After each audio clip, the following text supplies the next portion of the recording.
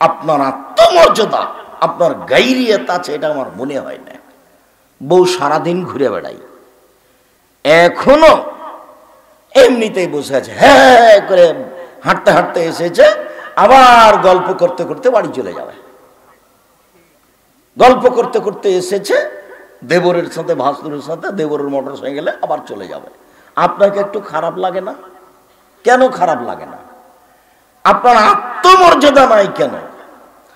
আত্মমর্যাদা কি জিনিস? বিবেকে বাঁধে, গায়ে লাগে, তার নাম আত্মমর্যাদা।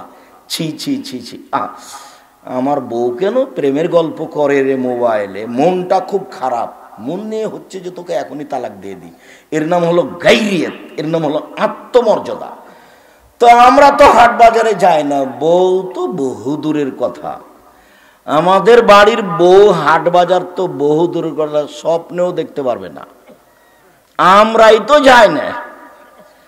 তো কোনো সময় যদি কোনো কারণে ভ্যানের উঠতে নামতে যদি ভ্যান চালকের গায়ের সাথে এক একটু ঠেকে যায়, তো মনে হয় যে অজ্ঞান হয়ে গেলাম, ইন্না লিল্লাহি ওয়া ইন্না ইলাইহি রাজিউন। আর আপনার বউ রোজ যায় একটা ভ্যানিটি ব্যাগ হাতে করে, পড়া জানে না, শোনা জানে না, ঢং নাই, ঢিটাং নাই, সে বেশরমা বেহায়া মহিলা একটা, ও ভ্যানিটি ব্যাগ হাতে করে চলে যায় বাজারে। আপনাকে একটুকু খারাপ লাগে না? আপনার শরীরকে সবই পুজ, একটুকু রক্ত নেই, আপনাকে খারাপ লাগে না? খারাপ লাগা উচিত। আপনি কি দেখাতে চান আমাকে? গাইরিয়ত কাকে বলে, আত্মমর্যাদা কাকে বলে দেখবেন এক মিনিট। গাইরিয়ত, আত্মমর্যাদা। আল্লাহর নবী রাতে, আল্লাহর নবী স্বপ্নে জান্নাত ঘুরছেন, জান্নাতে ঢোকে, তো হঠাৎ দেখছেন একটা বিশাল প্রাসাদ, ভিন্ন ধরনের প্রাসাদ, বাহিরে তো ঝকঝকে, তো ভাবছেন ভিতর যে কত ঝকঝকে। তো বৃদ্ধা একজন মহিলা পাশে, আল্লাহ নবী বলছেন, এই বৃদ্ধা মহিলা বলো তো এই প্রাসাদ কার? তো মহিলা বলছে এই প্রাসাদ উমারের। হাদিস কিন্তু বুখারী মুসলিম। তার মানে আল্লাহ নবী গায়েবের খবর জানেন না, ঘরটা কার তার জানা নাই। বলো তো বৃদ্ধা, ঘরটা কার, প্রাসাদ কার?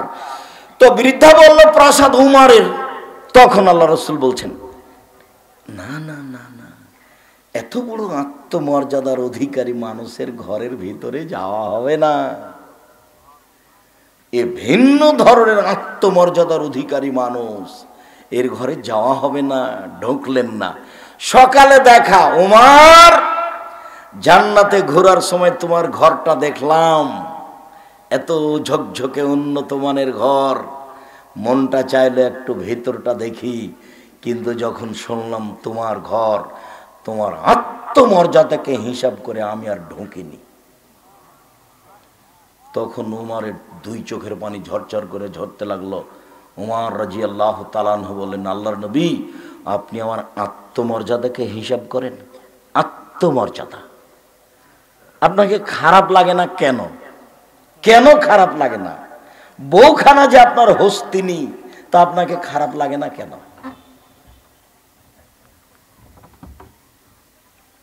একটা মধ্যখানে কথা বলি, তারপর তাড়াতাড়ি চলে যাচ্ছে। আল্লাহ নবী বলছেন, মান আলা সালাসা বানাতিন, কেউ যদি তিনটে মেয়ের লালন পালন করে, তিনটে মেয়ের লালন পালন করে, মানে এক আল্লামাহুন্না, তাকে বিদ্যা শিখিয়ে দেয়। দুই আদাবাহুন্না, তাকে শিষ্টাচার শিখিয়ে দেয়। তিন ওয়াজাওয়াজাহুন্না, তার বিবাহ শাদী দিয়ে দেয়। অন্য বর্ণনা এসেছে ওয়া আহসানা ইলাইহিন্না, তার সাথে ভালো আচরণ করে। কুন্না লাহু সিতরান মিনান নারে, তাহলে এই মেয়ে তিনটা বিচারের মাঠে পিতার জন্য, বাপের জন্য জাহান্নাম থেকে অন্তরাল হয়ে যাবে। ওইদিকে থাকবে জাহান্নাম, আর এদিকে থাকবে বাপ, আর মধ্যে থাকবে তিনটা মেয়ে।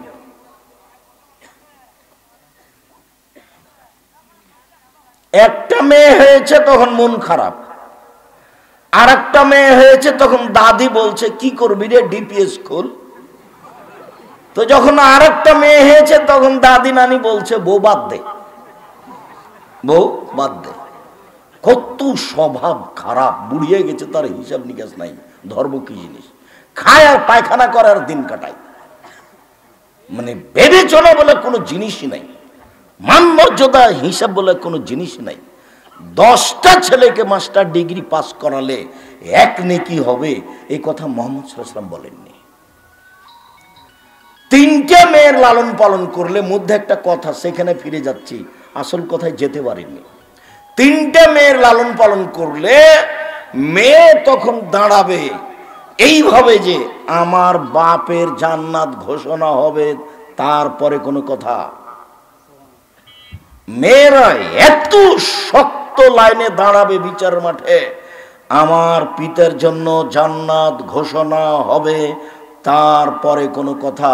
অন্যথায় আমরা মেয়ে হিসাবে এখান থেকে সরে যাব না। তো একটা আছে বিদ্যা শিখিয়ে দিল আর শিষ্টাচার শিখিয়ে দিল। এইটা কথা যে শিষ্টাচার কি জিনিস, এইটা হলো মূল কথা। শিষ্টাচার কি জিনিস, শিষ্টাচার কাকে বলে? আসলে বাপই কি জানে শিষ্টাচার কাকে বলে? মাই কি জানে শিষ্টাচার কাকে বলে?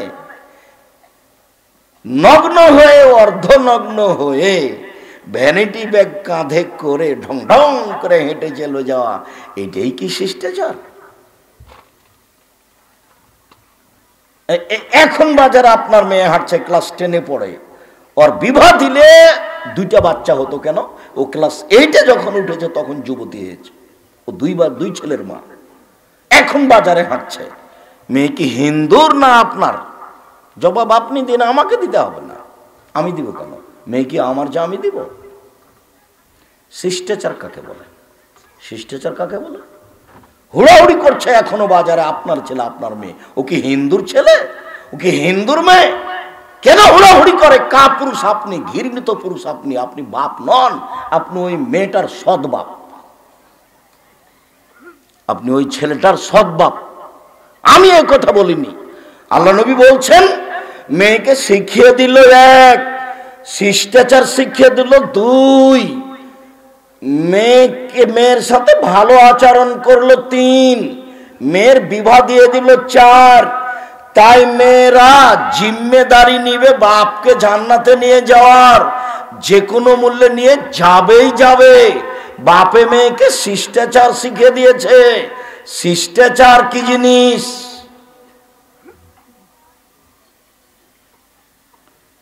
জাবের বলছেন রাদিয়াল্লাহু তাআলা, আমরা রাসূলের সাথে যুদ্ধ করে বাড়ি আসছিলাম, এখন মদিনায় ঢুকবো। তাহলে নবী বলছে, এই থামো এখানে, সকালে ঢুকবো। তো জাবের রাদিয়াল্লাহু তাআলা বলছেন, আল্লাহর নবী, আমি নতুন বিবাহ করেছি, আমাকে বাড়ি যেতে দেন। তো আল্লাহ রাসূল বলছেন, কুমারী মেয়ে বিবাহ করেছো না তালাক প্রাপ্তা মেয়ে বিবাহ করেছো?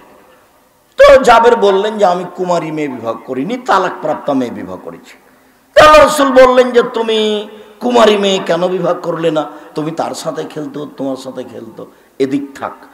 এখন জাবের রাদিয়াল্লাহু তাআলা বলছেন, আল্লাহর নবী শোনেন, আমার আব্বা উহুদের যুদ্ধে শহীদ হয়েছেন 9 জন মেয়ে রেখে। আমার আব্বা উহুদের যুদ্ধে শহীদ হয়েছে 9 জন মেয়ে রেখে। আমার 9 জন বোন আছে। আকরাহু আন আতাজাওয়াজা মিসলাহুন্না, ওদের মতো কম বয়সের মেয়েকে বিবাহ করা আমি পছন্দ করিনি 4টা কারণে।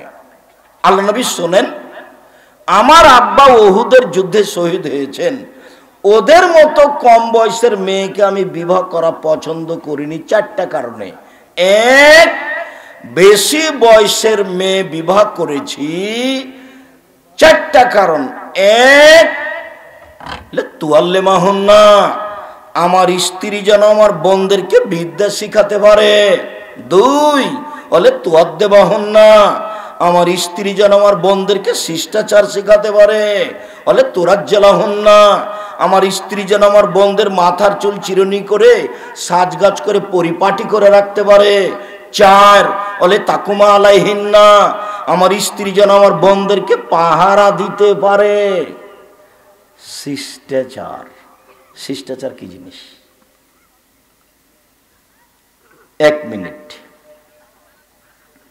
আপনার মেয়ের নখ গলা বড় বড় আছে, নখে নেইল পালিশ আছে, এটা কি শিষ্টাচার?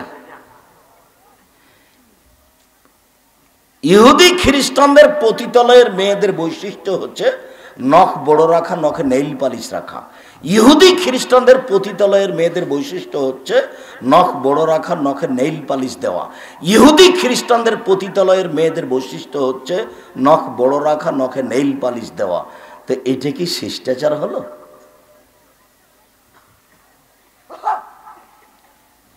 ভুরু ওপর নিচে থেকে তুলে চিকন করে আজকে